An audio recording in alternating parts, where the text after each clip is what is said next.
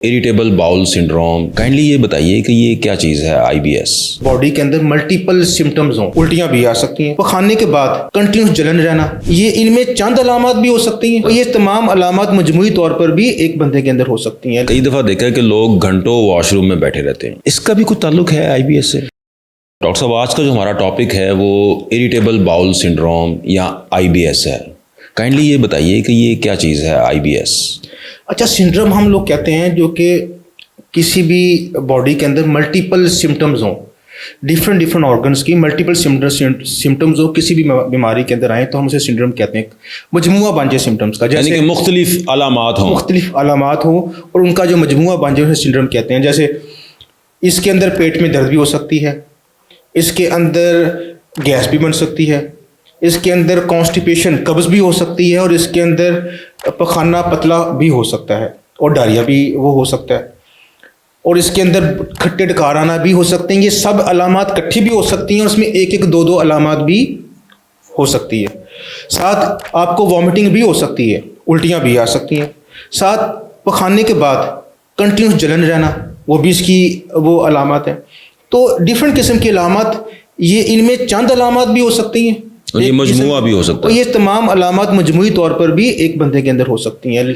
तो ये है इरिटेबल बाउल सिंड्रोम। लेकिन इसमें जो उसकी वजूहात हैं, इस डिजीज़ की जो वजूहात हैं वो भी मरीज़ में पाई जाएंगी। जैसे अगर इसकी बहुत बड़ी वजह है डिप्रेशन, एंग्जाइटी, तो आपको देखेंगे कि मरीज़ को डिप्रेशन एंग्जाइटी की अलामत भी उसमें पाई जाएंगी।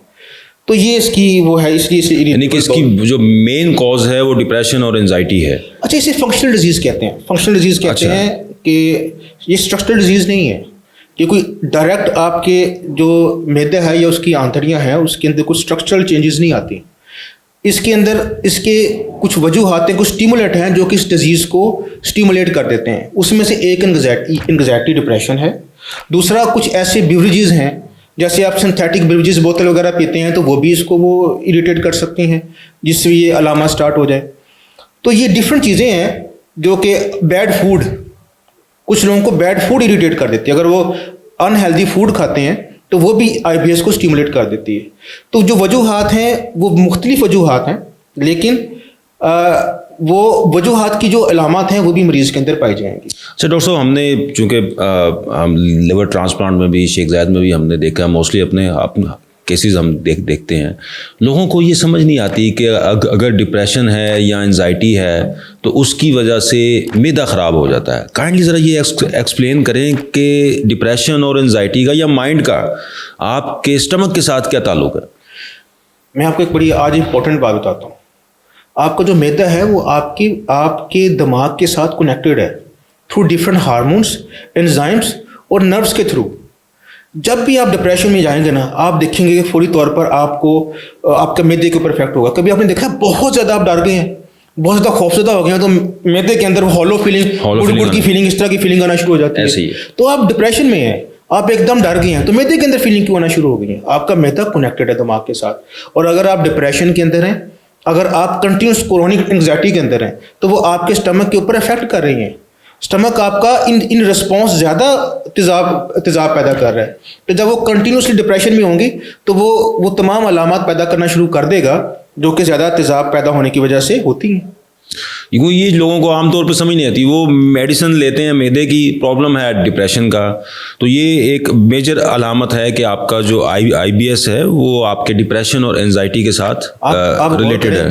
कि जो आईबीएस की जो ज़्यादातर केसेस होंगे ना, वो यंग कॉलेज और स्कूल फेलोज होंगे या ये वोमेंस होंगी।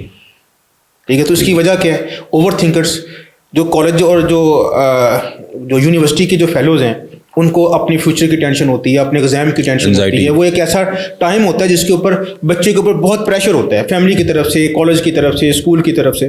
तो वो उनके अंदर वो मैदे की सिम्टम्स कॉज कर देता है। जो वोमेंस हैं वो तो हमारी माशाल्लाह वो तो ओवर थिंकर्स हैं। तो इसकी सर कोई मेजर अलामत, एक आम तौर पे हमारे यहाँ लोगों को आईबीएस का पता भी नहीं है, तो ये बताइए कि इसकी जो मेजर अलामत है किससे, कैसे मरीज़ को पता चलेगा कि मुझे अब आईबीएस की तरफ मैं जा रहा हूँ? देखिए, ये तो मरीज़ को बहुत मुश्किल है कि पता चल जाए।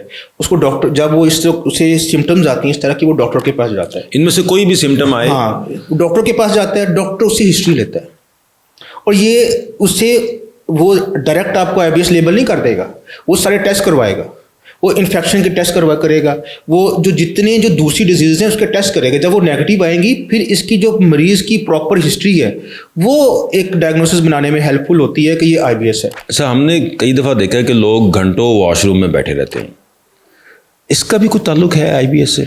IBS के अंदर होता है, क्योंकि आप पखाना करते हो, इसके बावजूद आपको पखाने की हाजत रहती है, हल्की हल्की जलन होती है, और जो पेशेंट है उसे लगता है कि उसे पखाना आया है, तो वो पखाना करने के लिए घंटों वॉशरूम में बैठा रहता है। ये भी नहीं, वो पखाना करके वापस जाता है, ठीक है, तो वो उसे फिर फील होता है कि उसे पखाना आ गया, वो फिर चला जाता है। तो ये जो इंटेस्टाइनल की मूवमेंट्स हैं ना वो डिस्टर्ब होती हैं, इंटेस्टाइन की जो मूवमेंट्स है वो डिस्टर्ब होती हैं, वो डिस्टर्ब जो मूवमेंट्स हैं उसकी वजह से उन्हें ये फीलिंग आती है, और ये IBS की अलामत है।